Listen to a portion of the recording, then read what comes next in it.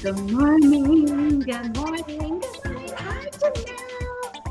Good morning, come on in, come on in. So good to see you. Come on in.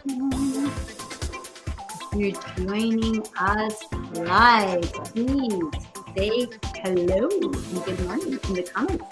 And if you're joining us on the replay, definitely put hashtag replay so we know that you're here and you are signing up to start your day with a healthy breakfast for your mind, body, and spirit. So, if you're joining us for the very first time, I'm Dr. Disha, cardiologist who deals with all matters of the heart and founder of the Path to Meditation Mastery, Meditation for Female Physician Group, and Heart-Centered Living Group, Natural Antidotes to Stress. And we try to meet here Monday through Friday, 7 to 7:30 a.m. Eastern, to start our day off with a healthy breakfast for our souls and spirits. And it's on the premise that we are not human beings, having a spiritual experience, but rather we are spiritual beings. We are souls that come into the body and are having an experience in the drama of life. And all the happiness and sorrow and the ups and downs are all out there in the drama. But we are pure, peaceful, loving souls. And when we see our lives from this place, our entire life changes. So come on in, say hello. We've got some good messages for today, so let's go ahead and get started. I'm going to turn this down. Awesome. So here we go. All right, Wednesday, October 6th. Through celebrating the greatness of others, you have become a great soul. This is for you. Good morning, Rebecca. I see you. Through celebrating the greatness of others, you have become a great soul. So celebrating others, right? It's just so amazing. I remember my best friend from residency. She was always the one who would make like food and bring it to like the residence break room, like all the time. I felt like if it wasn't biscuits and sausage, or if it was, strawberry covered, chocolate covered strawberries, or whatever it was, it felt like she was always celebrating people. And there's those like warm, fuzzy people who just love that, right? They just love cooking, right? It's a very motherly kind of feeling, right? The mother. So right now in India and in the Hindu community, there's been huge festivals going on for 10 days called Navaratri, which is celebrating the goddess Durga, right? And she is a divine feminine who basically for 9 days is fighting the evil forces that are out there. And on the 10th day, she actually conquers and kills evil incarnate. Right. And so it's being that great soul, she's an archetype. She's an archetype of, and has aspects, she represents that divine, strong, feminine aspect that all of us embody, not just women, but men also. We all have her powers inside of us, and she embodies those qualities of a great soul, right? So not only, is it just about celebrating others that helps you become a great soul, but a great soul's characteristics, right? It's for every soul's characteristics. It's just that not every soul realizes that they are a great soul, right? You are powerful, you are peaceful, you are kind, you are loving, right? All of those things. All right, next message, October 6th. Oh, this is so huge. Ready? Listen up. Somebody here, if you're hearing this right now, you totally need to hear this. I know I need to hear this. So we both need to hear it. Ready? Constantly keep this slogan in your awareness. If not now, then never. If not now, then never. So one of the tools that Maya, or illusion, right? The illusion of the ego, and that voice in your head that likes to thwart all your goals and tell you that, oh, you can't do it, or oh, I'm going to skip my workout today, or oh, I'm going to skip my meditation today because I just don't have time, and blah blah. We can go on and on with all the excuses, right? Another big tool of the illusion, right, that's out there, is that sabotages us, self-sabotage, is procrastination, right? We procrastinate. I have succumbed to this for a very long time. And this is reminding us that the soul is in this body for a finite time, okay? And it's our opportunity to do what it is that we're meant to do, right? And some people may say, well, I don't know what I want to do. Well, this is why we meditate and we ask those questions, because the answers are there. The answers are totally there. We just have to slow down for a hot minute and look and see and ask the right questions. And that's what we do in our meditation, right? Many people will say when we're talking about meditation, join the class, this, that, right? I don't have time right now. I got too much on my plate, right? Of course, it's the people who have too much on their plate. I was that person, right? Full disclosure, absolutely. I get it. But it's like when your life is too full is exactly when you need to slow down and meditate, right? And this is where having a coach or somebody who can guide you through the process and answer your questions is helpful, right? So if not now, forward pace a little bit. A year from now, how do you want your life to look? How do you want your life to feel? And I'm not talking about look like your Instagram, okay? I'm talking about when you take inventory of your life, your relationships, and how you feel on a daily basis. How is it that you want to feel on a daily basis a year from now? Do you want the same as what it is right now? Maybe you do. That's cool. But if you don't, how do we move that forward, right? How do we get you closer to the goal that you have? But first, you have to identify what that goal is. And that's, again, what we ask in meditation. What do I want? What is my deepest desire, right? So we got to, it's a process. And as you continue the process, everything gets clearer. All right, October 6th, ask and it is given. If when you focus upon what you want, here we go, you would feel good. And if when you feel good, you would be in the positive mode of attraction, then would not your most important work be to look for the positive aspects of all things, to look for the parts of all things that are uplifting to you, and to get your attention off of any potholes in the streets. Do you hear it? Let's hear it again. If when you focus upon what you want, you feel good. That's the goal, right? Feel good. And if when you feel good, you would be in the positive mode of attraction, then would not your most important work be to look for the positive aspects of all things, to look for the parts of all things that are uplifting to you, and to get your attention off of any potholes in the streets?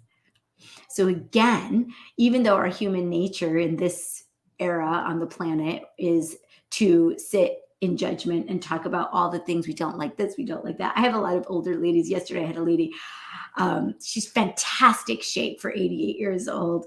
And I mean, she like called her own cab and like came to the office, and it was great. And she's sharp. And she was saying, you know, I only use my cell phone to call a cab. And if I'm going to communicate with someone, I'm going to, you know, call them and because I want to hear their voice. And I was like, and she's like, you know, I've got all these grandkids, blah, blah, blah. And I was like, I'm like, you could text your grandkids too, you know, because you're fully capable. My 90-year-old dad texts. And she's like, nope, I hate that. They come over and they're all just sitting on their phones. I will not do that, right? And she went on and on about how horrible texting is and how horrible, you know, the cell phones are these days. And I get it. Many people, of course, there's an epidemic, right? Like of being addicted to our devices. And it's like, I said, well, do you want to be close to your grandkids? You're capable.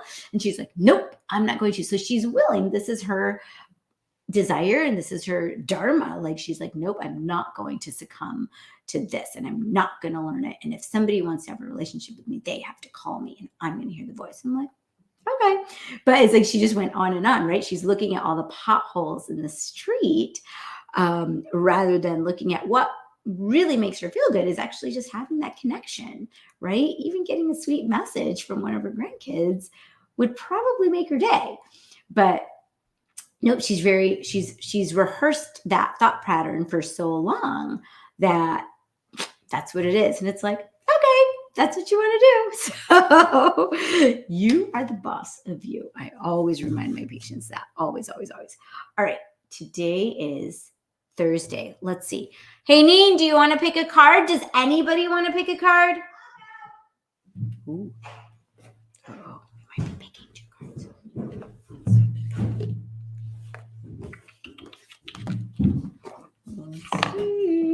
Hi. All right. Today is Thursday. We've got Elise in the house. She's still in the PJs. It's cute, though. You can't sleep all day today, though. You want to say good morning? Morning. All righty. Let's see here. Go ahead. Pick a card.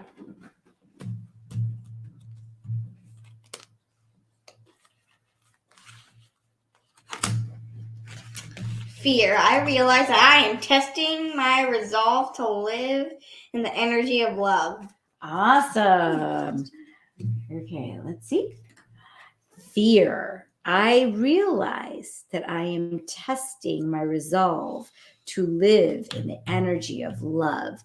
So this is huge. Thank you, my love. Go ahead and get ready. Mm-hmm. Okay, awesome. So what is fear, right? So many of us are living from that place right now. Good morning, Facebook user. I see you there. Thank you for being here.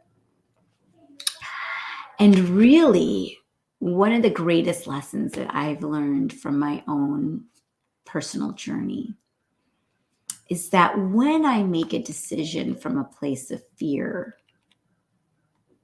it will never go the way I want it to.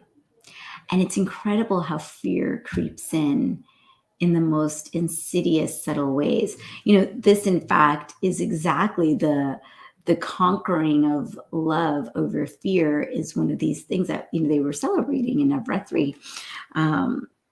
in that tradition there. And this is really what it all comes down to. So let's see what it says. The outcome of all choices in life is determined by two emotions: fear and love. Your soul is made of the energy of love, and fear is an earthly manifestation of a challenge. I'm going to repeat that. Your soul is made of the energy of love, and fear is an earthly manifestation of a challenge. To embrace and wallow in fear is to go against your very being. To embrace and wallow in fear is to go against your very being. Fear, in its many guises, is the obstacle that your soul uses to test its tenacity to stay on track. For a soul, human life can be very difficult, but acknowledging that your soul's true nature is love will always help you on your path. When fear rears its ugly head, it is really an opportunity for you to stare it in the eye and turn that doubt into trust. View it as a teacher. What lesson are you learning from these fearful emotions? And fearful emotions can be frustration, can take the form of anger, okay, can take the form of rage. All of that is fearful emotions. The more you use the energy of love to diffuse fearful situations, the less often they will present themselves. So even in my meditation this morning, I was, one of the things that happens, right, is that you sit down to meditate and all these thoughts come into your mind, which is normal. That is what meditation is. And, one of the tools, the way we teach it through primordial sound, is to give you a mantra, right? To recognize the thought that you're going towards when you're meditating and just coming back to something neutral, right? You can take it up another level once you've got this down, but it really is about staying vigilant as to and watching, where are your thoughts going? Where is your focus going? Is it going to something that you're worried about? How is this going to turn out? Am I going to be diagnosed with this? Is this job going to work out for me? What are they going to say? Right? And you're going down that spiral, all fear-based. Or you come back to the mantra, get neutral, and then you can fill up and allow your truth to start manifesting and really coming and embracing into your awareness that you are a being of love, that no matter what, everything is happening for a reason and a purpose, and you trust it, and you recognize that this is just one scene in the drama of life, and no matter what, you are a worthy, pure, peaceful, powerful, loving soul. End of story. And sit in that place as much as possible, right? All right, so let's go ahead and practice. It's time to get comfortable wherever you are sitting. Close your eyes and rest. Hi, Nene. You wanted to say hello? We're going to meditate now.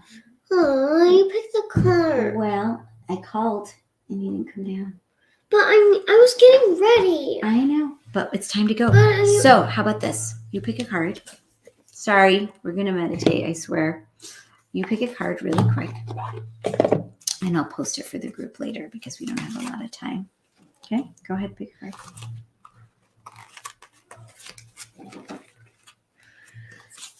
Perseverance. Okay. I know that I can do whatever I set my mind to. That's right. So let's set your mind to eating your breakfast and getting ready. Go. Awesome. Thank you. Perseverance, we've gotten this multiple times this week. So I will post it. All right. Let's try again. Take 2. Let's get comfortable. Wherever you are sitting, close your eyes and visualize your heart in the center of your chest with 2 nostrils. And let's do a 4-2-8 count breath. So we're going to inhale into our hearts for a count of 4, 3, 2, 1. Hold. 1, 2, and exhale. 2, 3, 4, 5, 6, 7, 8. Inhale. Hold. Exhale.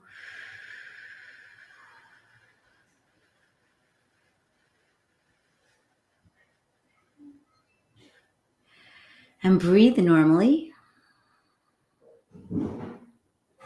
And we'll begin by asking ourselves the 4 soul questions. Question 1. Who am I?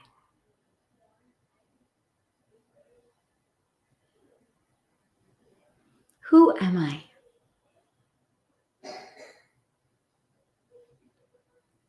Just be. And notice. I am the one that is aware of the darkness that I see behind my closed eyelids.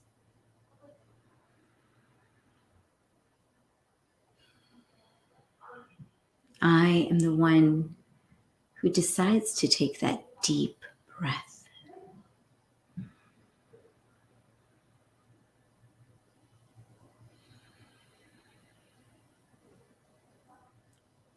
I am the one who hears through the ears the noises in the environment.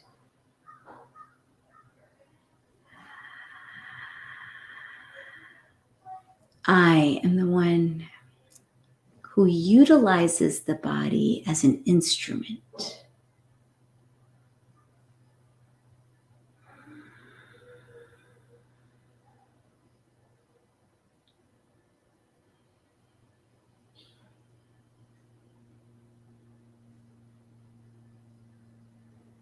Second question. What do I want? What is my deepest desire? Allow anything at all to come to you in the form of a sensation, image, feeling, or thought.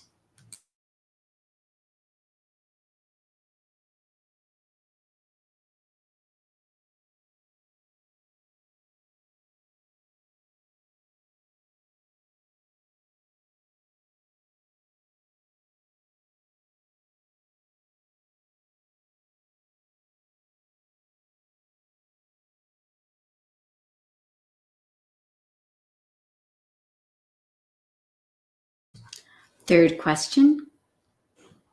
What is my purpose?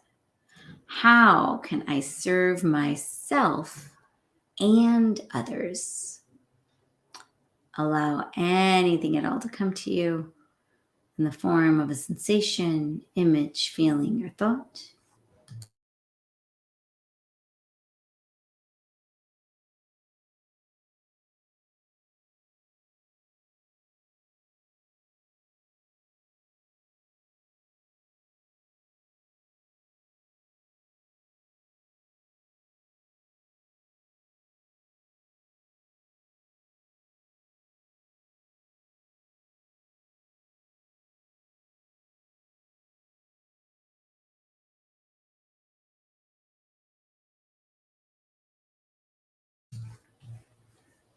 Fourth question. What am I grateful for? What am I grateful for? Again, allow anything at all to come to you in the form of a sensation, image, feeling, or thought.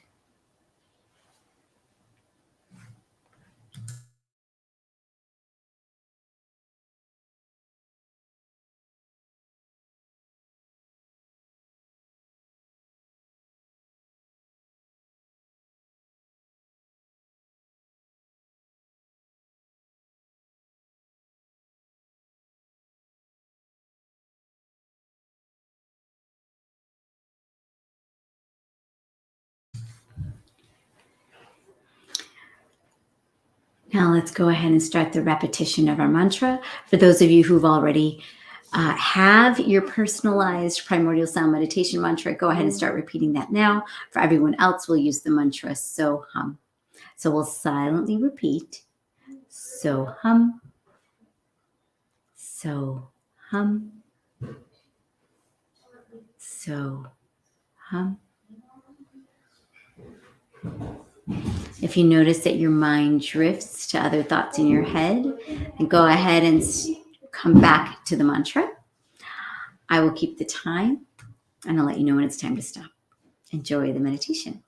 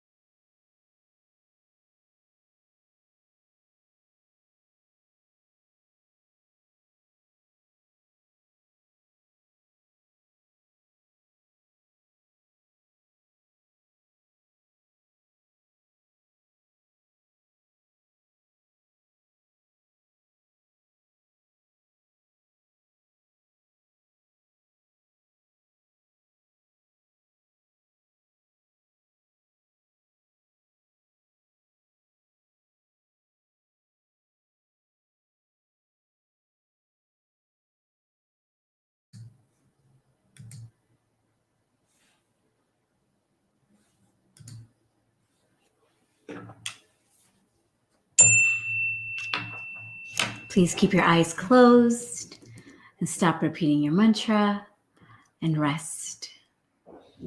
Rest in existence. Rest in awareness. Rest in consciousness. Just rest. And as we rest, I'll pronounce 4 intentions. Just repeat them silently and release them into being. Joyful, energetic body. Joyful, energetic body. Loving, compassionate heart. Loving, compassionate heart. Reflective, alert mind. Reflective, alert mind. And lightness of being. Lightness of being. Continue to rest.